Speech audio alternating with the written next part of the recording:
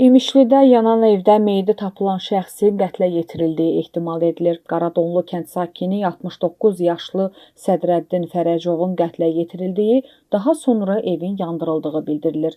Məlumata görə faktla bağlı İmişli rayon prokurorluğunda cinayət işi başlanılıb, araşdırma gedir. Qeyd edək ki, İmişli rayon sakininə məxsus 3 otaqlı evdə yanğın baş verib.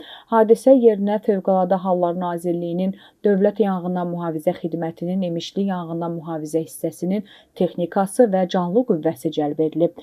Yanğın söndürülüb, ətraf ərazilərə keçməsinin qarşısı alınıb. Yanğın yerinin kəşfiyyatı zamanı kişi meyidi aşkarlanıb. Meyit müayinə olunmaq üçün məhkəmə tibbi ekspertiza və patoloji anatomiya birliyinin İmişli rayon mərkəzinə yerləşdirilib. Ölən şəxsin həmin evdə kirayədə yaşayan İmişli rayonunun Qaradonlu kənd sakini Sədrəddin Qüdrət oğlu Fərəcov olduğu müəyyən edilib.